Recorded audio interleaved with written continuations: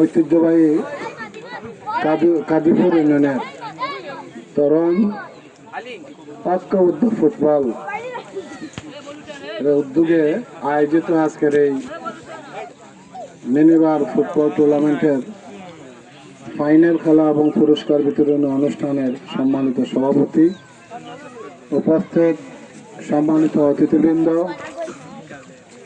এই ক্লাবের সাথে সম্পৃক্ত সদস্যবৃন্দ, চূড়ান্ত পর্বে যে দুইটি দল অংশগ্রহণ করছেন খেলোয়াড়বৃন্দ, ক্রীড়ামন্ত্রী, আমার সম্মানিত দর্শকবৃন্দ। জাকির ভাই দুঃখ প্রকাশ করেছেন, আমিও দুঃখ প্রকাশ করছি। ন্যাচারালি এটা হয়ে থাকে না। সাধারণত খেলার শেষে পুরস্কার বিতরণীতে আমরা আলোচনা সভা মিলিত হই, সবার সাথে কিছু কথা বলার আমরা সুযোগ হয়। ব্যস্ততার কারণে আমরা 2-3 মিনিট সময় নিয়ে কিছু কথা বলে আমি বিদায় নিতে চাচ্ছি। আমি প্রথমেই আয়োজক কমিটিকে আমার পক্ষ থেকে আন্তরিক কৃতজ্ঞতা জানাই যে আজকে একটি সুস্থ বিনোদনের পথকে উন্মুক্ত করার জন্য যে খেলাধুলার আয়োজন করেছেন, আমি অসংখ্য মোবারকবাদ জানাই। আমি আশাবাদ ব্যক্ত করি আগামীতে এ জাতীয় উদ্যোগ এবং পদক্ষেপ যেন ওনারা নিতে পারেন, সেটা আমি প্রত্যাশা ব্যক্ত করছি। বিশেষ করে আজকে যে মাঠে খেলাধুলা হচ্ছে, এটাকে খেলার মাঠ, খেলার মাঠ নয়, এটা ছিল আমাদের ধান চাষের মাঠ। সেটা ধান তোলার পরে আমরা মোটামুটি খেলা যায় এই ধরনের একটা তৈরি করেছি। এটা মোটেই খেলার মাঠ নয়, তবে এটা আমাদের জন্য আমি বলতে পারি আশার বাণী যে এই মাঠেই খেলাধুলা করে জাতীয় পর্যায়ে ভূমিকা পালন করছে অনেক খেলোয়াড়। অজপাড়া গায়ে গ্রামের এই ছোট ছোট ধানের জমিতে খেলাধুলা করে তাদের প্রতিভাকে বিকশিত করে জাতীয় এবং আন্তর্জাতিক পর্যায়ে দেশকে সম্মানিত করার সুযোগ পেয়েছেন। আমি মনে করি এগুলো যদি আয়োজন অব্যাহত থাকে, আমরা সেভাবে গড়ে উঠতে, আমাদের মেধার বিকাশ সাধন করতে আমরা সক্ষম হব ইনশাআল্লাহ। বিশেষ করে আজকে কুলাউড়া, বঞ্চিত কুলাউড়ায় খেলাধুলায় প্রতিভা বিকাশের জন্য এখন পর্যন্ত কোনো স্টেডিয়াম গড়ে উঠেনি। এটা আমাদের জন্য দুর্ভাগ্যজনক।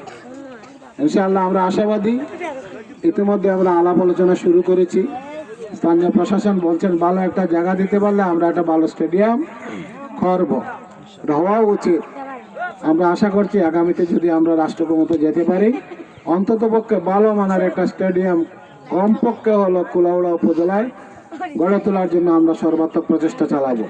পাশাপাশি ইউনিয়ন পর্যায়ে আজকে ধানের ক্ষেত শেষ হয়েছে বিদায় এখানে খেলাধুলার চর্চা করা যাচ্ছে। হাওর অঞ্চলে পানি নামে যাওয়ার কারণে হাওরের মধ্যে কিছু খেলাধুলা করা যায়, কিন্তু বর্ষার মৌসুমে ইউনিয়ন পর্যায়ে পর্যাপ্ত খেলাধুলার কোনো ব্যবস্থাপনা গড়ে ওঠেনি। অন্তত পক্ষে ইউনিয়ন পর্যায়ে যাতে আমরা কিছুটা হইলে সময় কাটাইতে পারি, প্রতিবার বিকাশ করতে পারি, সেটার একটা উদ্যোগ পদক্ষেপ ব্যবস্থা করার জন্য আমরা চেষ্টা করবো ইনশাআল্লাহ।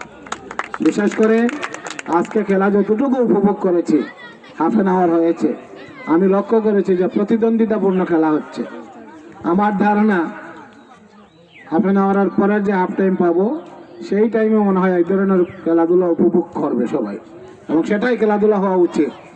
প্রতিদ্বন্দ্বিতা করেই আমরা চূড়ান্ত পর্যায়ে বিজয়ী হতে চাই, কি বলেন ঠিক কিনা? মানে গোলবারে গোল রক্ষী ছাড়া আমরা গোল দিতে চাই না।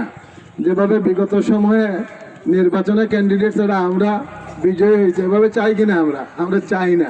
আমরা চাই প্রতিদ্বন্দ্বিতাপূর্ণ খেলাধুলা করে আমরা আমাদেরকে চ্যাম্পিয়ন করতে, এগিয়ে নিয়ে যেতে। আমি এই জন্য আজকের জেলা এই ফাইনাল খেলায় অংশগ্রহণ করছো, যারা চ্যাম্পিয়ন হবে, যারা রানার্স আপ হবে, তাদেরকে আমি আমার পক্ষ থেকে আন্তরিক অভিনন্দন, শুভেচ্ছা জানাচ্ছি। শেষ পর্যন্ত দর্শক শ্রোতাসহ সকলে যেন উপভোগ করতে পারেন এবং ভবিষ্যতে যেন এই ক্লাব এই জাতীয় আয়োজন অব্যাহত রাখেন, আমি আমার পক্ষ থেকে সকলকে আন্তরিক শুভেচ্ছা, অভিনন্দন, কৃতজ্ঞতা, এবং যারা চ্যাম্পিয়ন হবেন তাদেরকে আবারও আমার পক্ষ থেকে আন্তরিক শুভেচ্ছা, অভিনন্দন। যারা রানার্স আপ হবে তাদেরকে অভিনন্দন জানিয়ে আমার কথা এখানে শেষ করছি। আর বিশেষ করে যারা রেফারির দায়িত্ব পালন করছেন, আরও দুজন সহযোগিতা করছেন, তাদেরকেও আমার পক্ষ থেকে আন্তরিক শুভেচ্ছা। আমি অনেকগুলো দেখেছি খেলা শুরু হয় কিন্তু বিভিন্ন কারণে খেলার নিষ্পত্তি হয় না। শুরু থেকে শেষ পর্যন্ত আপনারা আপনাদের দক্ষতা শৃঙ্খলার মধ্যে দিয়ে খেলাকে শেষ লগ্নে এসে নিয়ে আসার চেষ্টা করেছেন। আপনাদেরকে আমার পক্ষ থেকে আন্তরিক শুভেচ্ছা। যে আমার কথা এখানে শেষ করছি। আল্লাহ হাফেজ।